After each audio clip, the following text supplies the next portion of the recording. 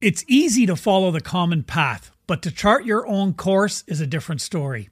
You'll be inspired today as you hear the courage of an individual who did exactly that. Stay tuned, that's next.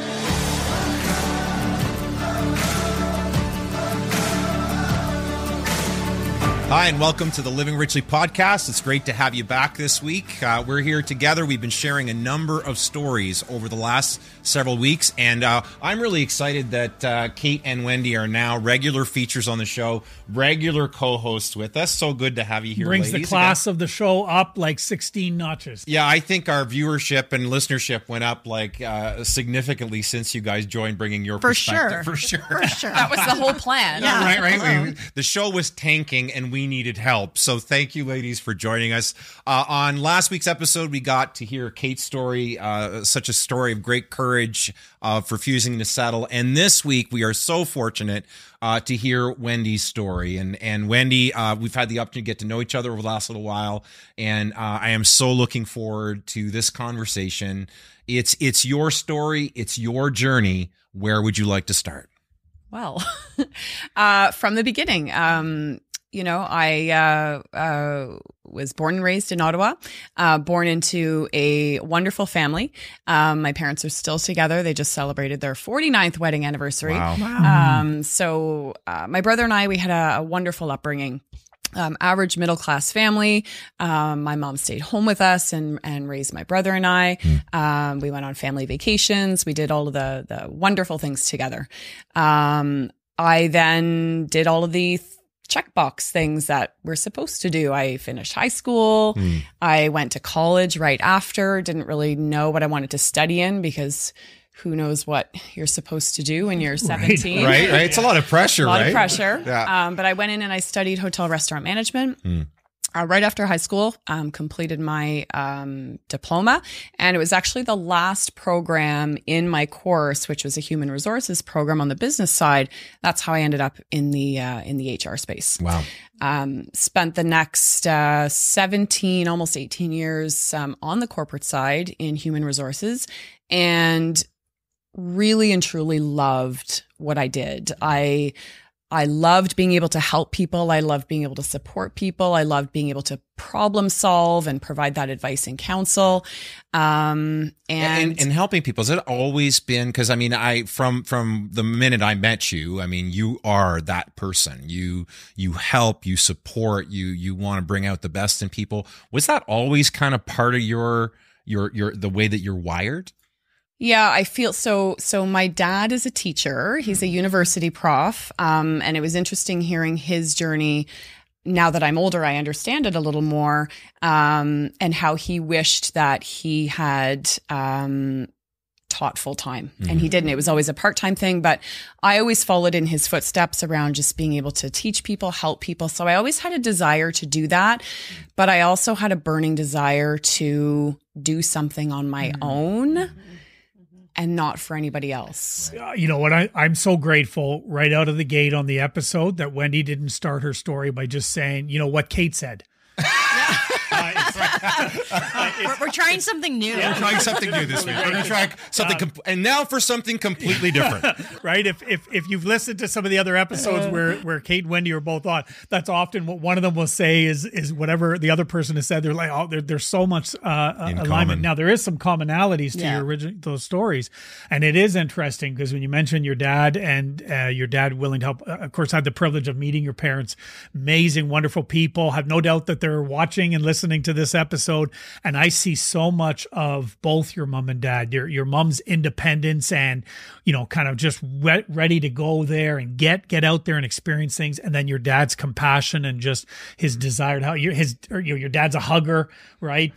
First time I met him, he's hugging me, and I'm like, who is this? But he's a hugger, and it's such a wonderful to see that upbringing that you had in some great parents. Yeah. So, I did always have that desire to want to do something. And I always felt like I was a little bit different from everybody else. And that's kind of, where my next journey came when I ended up leaving the HR space. In between that time, got married, had kids. I met my husband at the time when I was 19. So I was quite young. Yeah. Check more boxes. Check more boxes, right? That's, if you know, when I was growing up, if you went to school and you found your partner, you had your kids, you bought your house, you were doing great. You were like, society was like, they've got their shit together. Yeah. But on the inside, I felt like even though I was doing all of the things, I always felt like there was something missing. And if it makes anybody feel better, like, wow, she's got her shit together now. Maybe I will one day too. I still don't have it all together, but I feel like I'm kind of, and you said it wonderful in your episode, Kate, one foot in front of the other. You're just taking one micro step at a time. Yeah. So all that to say, my HR career came to an end when I was unexpectedly laid off. And that was very, it's something that I still remember to this day, because anybody that I know who has lost their job, I have so much compassion around that, because it's the most awful feeling in the world. Yeah. Yeah. I was the person that was the one doing that role in HR, and now I was on the other side of the table. So kind of fast forward through that, I was presented the option of, here's your severance package, or we can offer you a comparable position, And I was one of the few ones that took the severance package and went to go and do my own thing. Yeah. And this was significant because if I remember, and you sharing the story, you had just bought another house, right? And there was so much that was going on in your life. And to make that decision to not take that other role and to jump into must have been a challenge, and certainly would have been challenging for others. It was. I still remember getting my layoff paper 2 weeks after my husband at the time and I had bought our dream home out in the country. Wow. Yeah. Wow. So it was very much a, what do I do? Now, I knew in my heart that there was just so much more I wanted to do. I was also not in a great place physically and mentally at that time. I was very much overweight, obese, struggled with disordered eating, struggled significantly with anxiety. But we just didn't talk about it. And when I say we, I guess society didn't really talk about it that much, because it was just something that it's life and you just deal with it and you figure it out along the way. But I distinctly remember mornings where I would struggle getting out of bed, and I'd be sitting in a corner in my bedroom just crying because oh my God, I got to get the kids ready for school and daycare and all the things. And then I've got to do all of these things at work. And I just felt myself continuing to slip further and further and further into this dark hole. And I just didn't know how to get out of it. I think it's I think it's so good we're talking about it, because I think, at that time, we talk a lot more about mental health today, thankfully, but I remember those moments of feeling so anxious and not knowing, it didn't have a name back then really, or what is this feeling and why do I feel this way, and had postpartum but didn't know, and it wasn't diagnosed till later. And so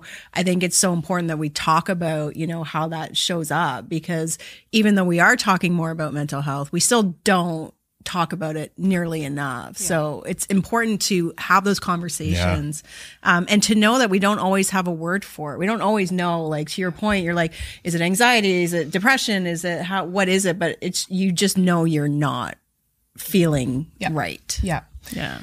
And I think to your point, talking about it, I mean, we all have kids. Yeah. And so I'm very vocal now about my story in hopes that, when my kids are having those struggles, which one of them is right now, that it's okay to talk about it, and it's okay to ask for help, and it's okay to be not okay sometimes, where, you can lower your expectations on what you think your standards should be. And I think that's so powerful. And it's part of why we launched the show. The Living Richly podcast is all about being real, raw, authentic.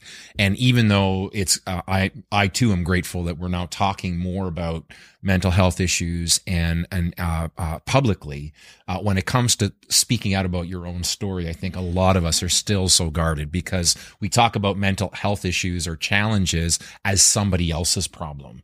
And yet it strikes me as we're just getting into your story. You're just starting to share. We just not long ago told your story, and you were so gracious just opening up. Both of you are. What strikes me is just how fragile our public image is. And yet that is what we protect. That is what we project on social media, is all the highlights and all the gloss and all the glitter and the happy moments. And yet how many people listening right now, watching right now, can relate to already just a few things that you've said about your story, and they're going, shit, that's me. Fuck, it's exactly where I'm at right now, right? And yet we're not talking about that. And just to add to that, because I think this is so important, it's such an important thing to do before we get into more of this story, is that notion. I remember, and we've talked about this, where, we're 44 episodes into this show, and we will say, it is 44. I'm positive it's 44. I was positive it was 40 before we started this show. And we've acknowledged that the two hardest episodes to record were when we did our stories back in episodes. Your story was particularly hard to listen to. Yes, in episodes 3 and 4. And I do remember, and again, and the reason I'm emphasizing this is because we can often listen and go, and we hear this all the time. It's so refreshing to hear, originally, again, before the ladies joined us, these two guys sharing their emotions, everything like that. I remember visibly seeing you, and you were shaking. No, I wasn't. Right before we started the record. Remember, we're acknowledging our emotions. Pics, or it didn't happen. We'll probably have them on. Steve's like, I have video. Yeah, we have video. But you were shaking, and because this is so difficult, and that's why it takes so wonderful. Much courage. Yeah, and for us to do this. So anyway, we've highlighted this, but I want you to jump back into your story, because it's so good that you're doing this. Is encourage you in that. Yeah. I love you guys. Group hug. Steve's like, no, don't move. Steve. Okay. Now we can continue. He's still here. Yeah. So I made that shift from the corporate space to the fitness space. And sometimes people will ask me, like, why fitness?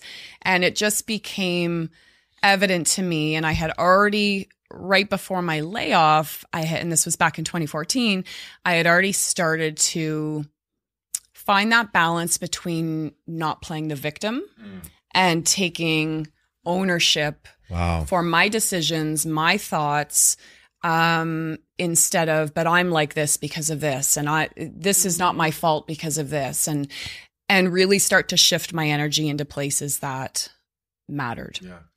And that's how I started that transformation for myself, physically, mentally, emotionally. And a lot of times people say, like, what was that?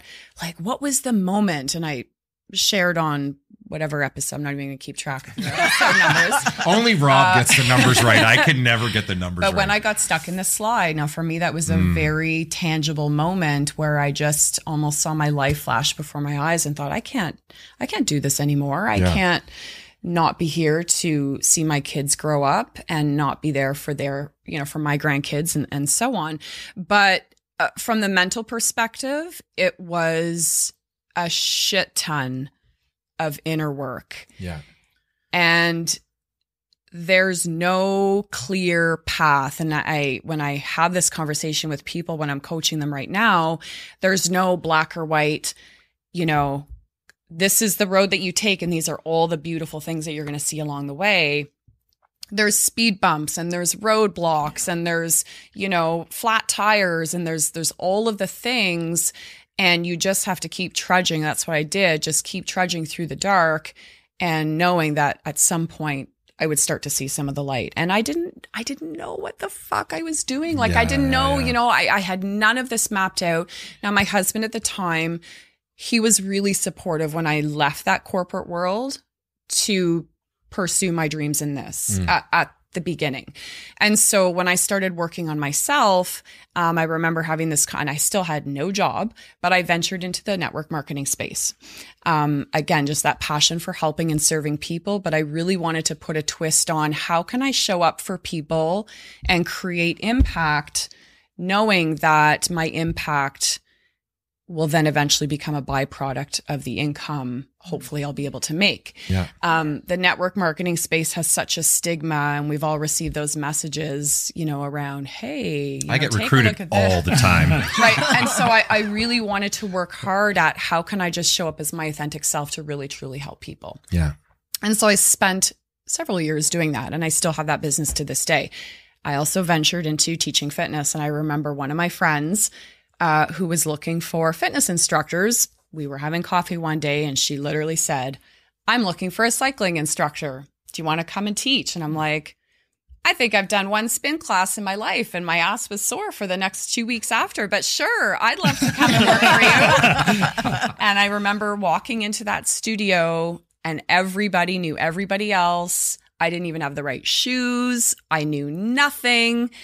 And it was almost like going back into kindergarten starting a brand new school. And I kept thinking, what am I doing here? But that just that story of walking into that room and feeling like, what am I doing here? Am I like, I don't want to be, I want to be anywhere but here. That's the fear that we've talked about so many times, right? You mentioned just a moment ago too, like you stopped blaming, right? It sounds to me like you reached a point in your life where you stopped waiting. You stopped blaming, and you started creating the life that you wanted, one moment, one step, one decision at a time. And even choosing to go into that studio that day was one of those micro moments of courage that was an important part of the journey. Yeah, it was. And I still remember to this day, I still remember driving there. I still remember, walking into the studio for the first time and seeing everybody talk, and they're all in groups, and, and I was like, but it turned out to be the most wonderful experience of my life. And I spent 8 years with that organization, teaching some of the best fitness classes and meeting some of the best people while still on my own journey, while having my network marketing business and feeling like this is where I'm supposed to be. Yeah. This is where I'm supposed to be, helping people, inspiring people, but not in a scripted way, just helping people with what I've gone through in life to where I am right now. Yeah. And it's interesting because not everybody came along with me in that journey. Right. A lot of people didn't. And it was a testament to how badly I wanted this, and the testament to stop seeking approval from everybody else, to just continue forging ahead and recognizing that some people are not going to come along and some people are, and I need to be okay with that. And I feel like we spend so much time seeking approval and validation from so many people that if we don't have their approval or validation, well, then there must be something wrong with us. We must not be going down the right path. Yeah. And well, fundamentally, I believe it's one of the primary reasons, but I'd probably put it in the top 3, why people don't forge out and follow their heart. Yeah. For fear that their friends, their family aren't going to be okay with it. And as important as community is in the Living Richly journey, I think, again, early in the show, I talked about our problem with necessary endings. We are afraid that our community will shift if we follow our own heart. Yeah. Community will always be an important part of the journey, but I think the makeup of that community changes over time. Totally. Because those people that supported you up until now may not be able to follow you or see it the same way. And often even the people closest to us, that out of a desire to protect and keep us safe, will often hold us back. So you leave the HR, you leave the corporate world, you enter into the fitness world. You got this wonderful company that you're working for. Happily ever after. Happily ever after. End of story. Thanks for joining us this week, folks. Thanks, Steve. Cut. No. It was interesting how so many people close to me, especially friends, suddenly became very distant when I started on my own personal journey. It was almost like, and I think we've all been in that situation before, where we're trying to better ourselves in some aspect, and there's always somebody in our life that either makes comments or their actions that really just stems from jealousy. Or just the fact that you're working at improving yourself and they can't. Your very act of or they courage won't. threatens Yeah. their Yes. settling for average or mediocrity. Yes. And so I think it's normal that when somebody starts to, and in Canada, we're notorious for this, right? Why we don't have many national heroes. Why? Because we don't let them rise. And I think oftentimes that's happening in our relationships. People feel threatened when someone starts to really pursue they're their uncomfortable. Right. They're uncomfortable because of something you've done. You haven't made them uncomfortable, but they feel uncomfortable.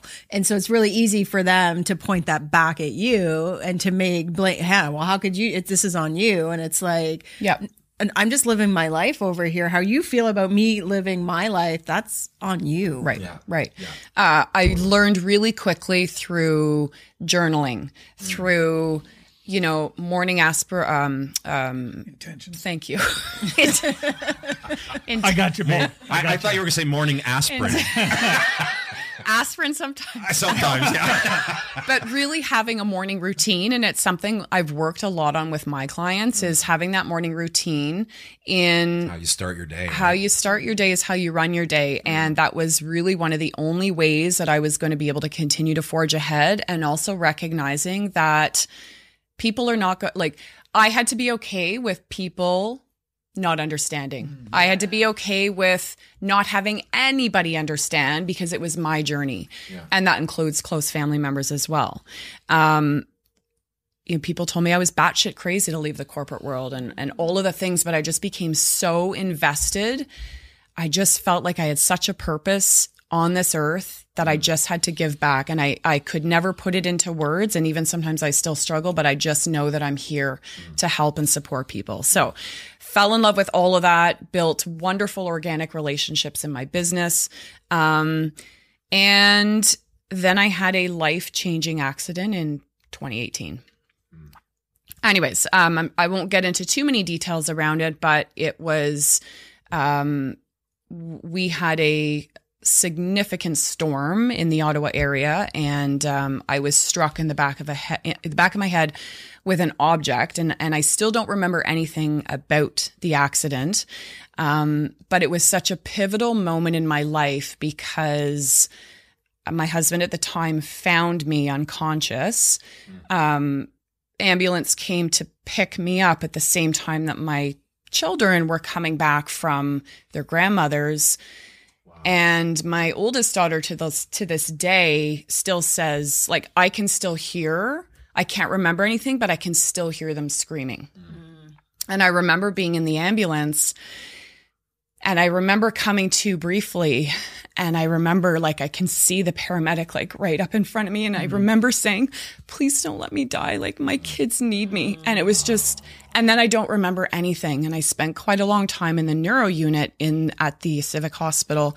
And just shout out for any doctors or nurses that are listening to this, because they are just a wonderful gift from above, because they did so much for me. But the after effects of that were just such a pivotal moment in my life on how I went from not thinking I was going to survive with the extensive injuries that I had, to even the trauma unit in the hospital saying, she's going to be in here for a very long time, to stepping back on stage and doing what I loved 3 months later. Wow. And I overcame that. But the PTSD surrounding it that I still struggle with to this day, when I hear an ambulance, or I see an ambulance, or I see leaves blowing because a storm is about to happen. And so that's something I'm still trying to work through myself. But that was a huge pivotal moment in my life. And it affects you. And, you talk about, your girls and hearing them when the accident happened. And of course, I can see this to this day, is when there's a major storm or the wind is blowing or whatever, you get texts from the girls checking in on you, seeing if you're okay, and which tells me that it triggers something for them as well, right? The moment the wind, bad wind, oh mom, there's immediate connection now. So oftentimes we forget this is the trauma that we go through, how it impacts those around us as well. And you talk often about that. Yes. Yeah. And I had already been on my journey of taking better care of myself. And when I say that, it wasn't all about losing weight. Of course, I lost weight. I competed in fitness back in 2015 as well. So I was already in a state of, I was healthy. And I still remember the neurosurgeon at the hospital saying, I don't know what it is you do, but I've been doing this for a long time and I've never seen somebody heal as quickly as you have. Wow. And that just became a testament to, in my wellness business and on the fitness side, when I'm coaching people around, we don't have to do this, kind of morphs into the get to mindset. We don't have to do all, we don't have to eat well. We don't have to take our vitamins. We don't have to go for a walk every day. We don't have to do all those things, but we get to do those things because one day you never really know how impactful that can be in your life. Yeah. And that was a huge pivot. And even though I was already healthy, it was just a testament to, this is why I do what I do, because I need people to understand that it's always those small little things, those daily habits that you do every day that can literally save your life. Yeah, it makes such a difference. Yeah. So the big accident, life-changing moment for you in 2018, and then 3 years later, there would be another significant shift for you. Yeah. Yeah. Yeah. COVID hit, and then, we all kind of sort of, some more successfully than others, got through COVID. COVID was difficult for my family. It was especially difficult on my oldest daughter. And we've heard how youth have struggled significantly, some more than others, with the impacts of COVID. She was one of the ones that was hit really, really hard, and to this day is still trying to rebuild. I found it very difficult as well, because working in the fitness space, that a lot of industries were hit really hard, but I found you guys were at ground zero on that one. And it was almost becoming shameful to me that here I am at 40, whatever I was, 42 years old, and I'm on unemployment because I've lost my job yet again. So part of that ego side of me was like, had you stayed in the corporate world, right? And so those scripts started to go through my head again. And then we kind of stumbled our way through COVID. And then in 2021, I made the decision to leave my marriage. And that was in my heart. I knew what I needed to do for me because I was not happy anymore, but it was the most difficult decision and conversation I've ever had to have because nobody wants to hurt people. But it became... you talked about this on your episode, right? It's the feel, and you're hurting the people that are closest to you. Yes. Like these are the people that are like, you have these intimate relationships, and I'm now causing harm. And for someone, just hearing your backstory on how much your desire to help people is so ingrained into the core of who you are, it's even harder. Right. Yeah. It was a decision that I made personally because I was growing on a very different path. And with my girls being older, they were old enough to understand, but not really understand. And you use this language in your episode, breaking up the family unit, because there was an enormous amount of guilt. There was an enormous amount of shame, but I just knew it wasn't fair to him for me to stay, and it wasn't fair to me. And but isn't it amazing? Even when you know deep down it's the right thing to do, right? That you need to do this for you, that you need to do it for others, that staying in the current configuration just to keep that box checked is not, that just won't cut it anymore. The amount of fear, second guessing, doubt, those decisions are never made. And again, why courage is so important. In spite of being probably scared shitless, you made that decision anyway because you knew the way forward requires me to take this leap of faith. Yeah. And it was, like I said, the hardest conversation. And then tied for first place would be the conversation with my kids. Right. And just the enormous shame around mom's made this decision and mom's breaking up the family unit. And the fear of rebuilding on my own. and not asking for help around that. Yeah. I relate. Ditto. Yeah. There's the ditto. Yeah. But it became so clear to me as I was rebuilding, and I received messages often from people who were going through something similar around, how did you do it? How did you make the decision? I don't know where to start. And similar to starting anything in life, your career, all of that kind of stuff, it's one foot in front of the other. And there was a lot of dark nights crying. There was a lot of, again, just shame and guilt around, I knew I did the right thing, but it became so abundantly clear to me that so many people end up staying because it's a hell of a lot easier than leaving. Right. It is so much easier to stay. We say that, but the reality is like, when you think of the pain of being unhappy, the pain of not feeling like you're even in the right skin because you're living some life that's not really your own. So many people, we talk about how people will avoid short-term discomfort, but what they end up with is long-term dysfunction.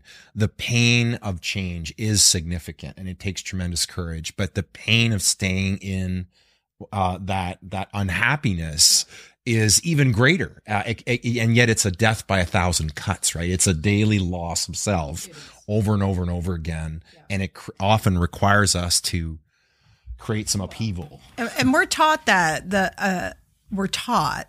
a marriage, when it doesn't work, is a failure. And I remember when I left, a buddy of mine who I'd met in France the same time I met my ex, so he knew the whole story and how we got together. And it was 17 years we were together. And he sent me a message after he heard, and he's like, "Congratulations on 17 great years," or 17 years, whatever he said. And I remember being like, "Oh, it's such a different shift." Yeah. And I was like, we did a great thing for 17 years. It's okay, necessary endings. Some things just end. And I think the stigma associated with a marriage falling apart is, what did you do to fuck it up? And it's like, that's not really how it goes. Yes. Totally. Especially when it's length of time. Like I was married for 20 years. Yeah. So that the shock from friends, from my family, from so many people, from my kids, it was exactly that. What happened to fuck it up? And there wasn't one specific moment.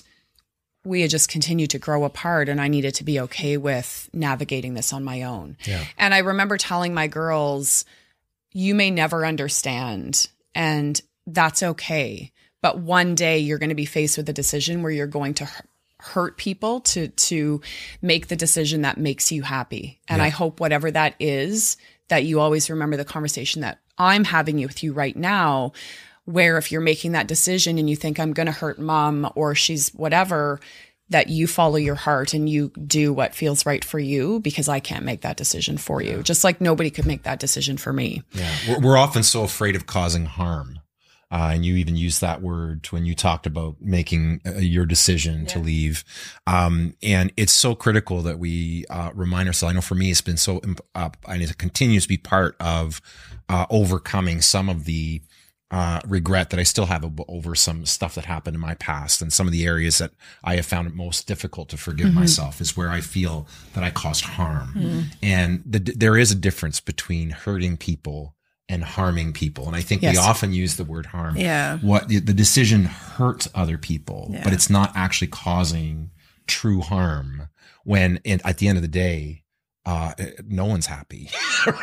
Right. I think a lot of folks, like when they say the stats, where it's pushing upwards of 55 to 58% of marriages end up in divorce. I'm like, what's the other percentage in terms of unhappiness? Right. But I think people stay stuck. We're not advocating you just pick up and leave, but that's not what we're saying. Right. But I think there's this notion of, that it's not a failure to acknowledge that this is not working anymore. Right. And that there can be, listening to both your stories, right? Like the ability to reinvent yourself. Right. It wasn't easy.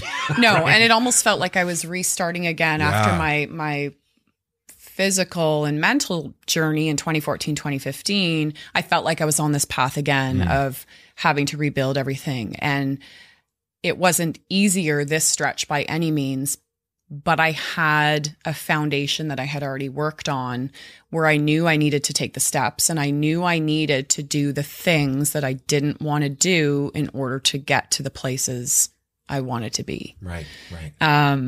And so there was no roadmap or blueprint. Like I didn't have this all mapped out or figured out. I literally stumbled through this, through No a lot easy of button. no easy button, Yeah. through a lot of tears, through a lot of self-doubt, through a lot of, binge episodes where I just wallowed in my own misery and then pulled my shit together and again, stopped playing that victim card and just kept trudging forward, one step at a time. The struggle of feeling alone, the struggle of losing friends. And there were some very close friends in my life that were very hurt by my decision to leave my marriage because we were a couple friends together. Right. And a lot of people didn't. That's a thing, isn't it? It's a thing. Such a thing. Like it's a big thing. And then trying to rebuild and balance everything, trying to put a positive spin on this for my girls. I got my own place and then trying to make it a happy, loving family home, which they never felt like was their home. Right. And that was nobody's fault. That was just very much a fact. So I remember balancing, almost trying to overcompensate as a mom. What else can I do? How can I make them happy? Because I've already made them miserable by breaking up my family. So how can I make them happy to want to come and stay with me? Yeah.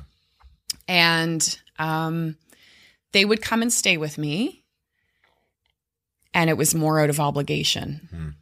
And I remember overhearing a conversation that my oldest daughter was having with her therapist at the time, saying, and we've talked about this, so it's not like she doesn't know this. She's finding out first time right here. Yeah. You heard that? Saying we have so much more fun at Dad's place. We hate going, and that's, and I overheard that. And in my mind, I was like, Wendy, walk away. She's having a conversation with her therapist, even though I said, don't have it in the basement because I can still hear you upstairs. But those words was like a knife in my heart. Ugh. And it's not like I didn't want them to have fun at their dad's. Of course I did. But to hear them say, we hate going to Mom's place every week was like a knife in my, and I remember just bawling. Yeah. And so I talked to my girls about it. And I said, like, as hard as this is, I'm crying because I'm upset. If you are not happy, I need to understand this and we need to navigate through this together.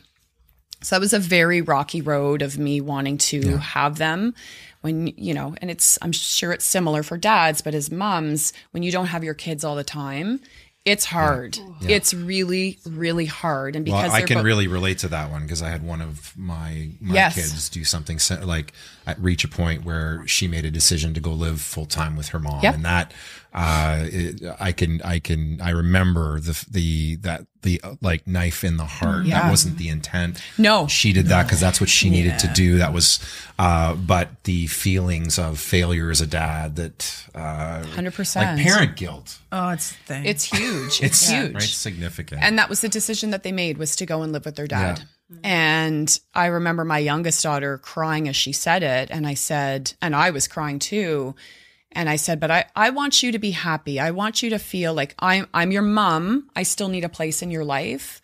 But if this is the decision that is the best for you right now, then I support that. Yeah. But I remember sitting on that bedroom floor.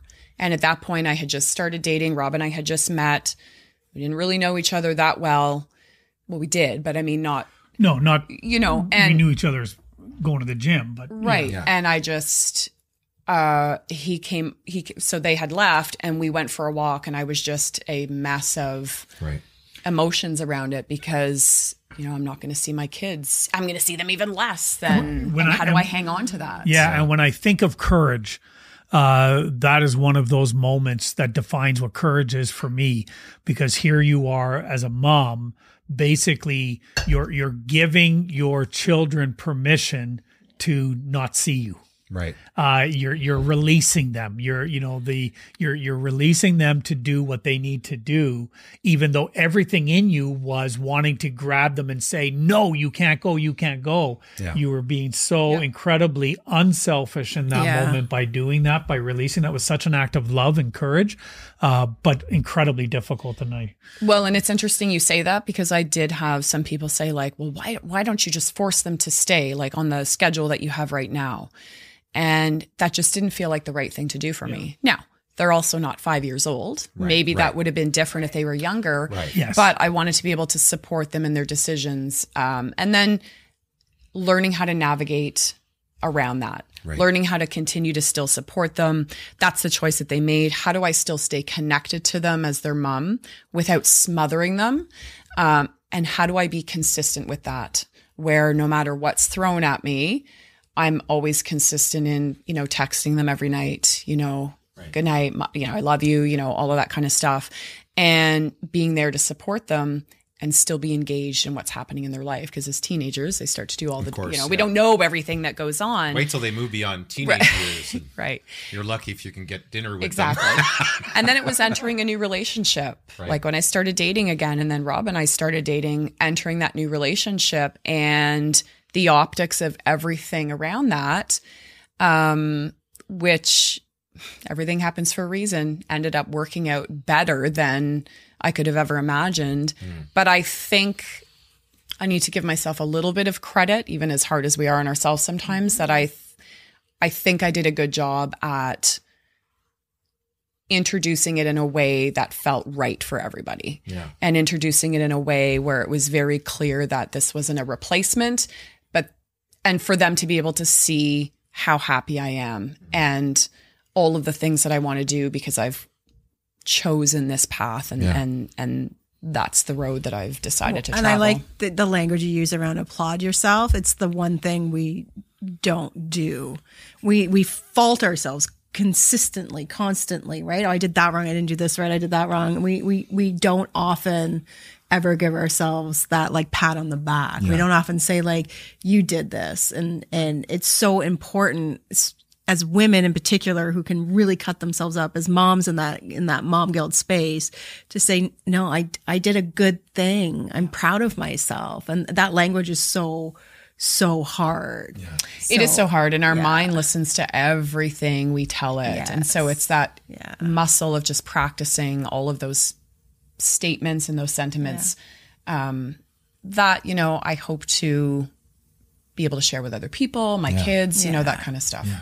So here you are, you've made these courageous decisions one after another to recreate yourself. It was done over time. And throughout you talk about the work that you did internally, not just getting into shape physically, which is critical, but also, tons of work. What are some of the major lessons that you have learned as we prepare to wrap up the show today, that you'd want listeners to really zero in on if they're in that place, which so many people are, of unhappiness or boredom, or I'm just checking boxes in my supposed life? What words of wisdom would you share with our listeners to help them take those micro steps forward? Yeah. And it's interesting how you word that, because when I'm coaching my clients, with the real life, we talk about this a lot. I think as humans, and especially women, we feel like we need to have this map, this roadmap, and this blueprint on like how everything's going to go.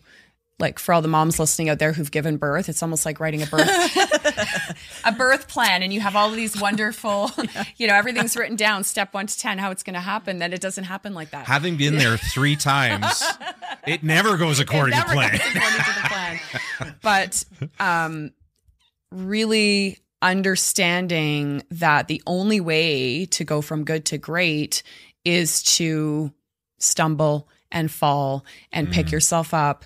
And for all of my journey around changing careers, all of the personal struggles I've gone through, my wellness, my anxiety, raising kids, my separation, all of that kind of stuff, trusting that I will jump and trusting that at some point my wings will open up and I will fly and I will not crash and die at the bottom.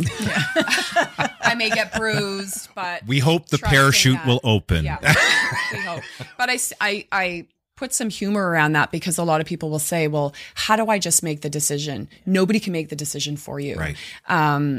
You know, we get so caught up in this all or nothing mentality. And I've used this analogy before. When you get a flat tire, you don't say fuck it and slash the other 3. You deal with the one flat tire and continue on your journey. Yeah. So the speed bumps, all of the things. And you have to be okay with getting messy, and you have to be okay with looking silly, and you have to be okay with people talking shit behind your back. You have to be okay with that, because if you're not, you'll never continue to move forward. Right.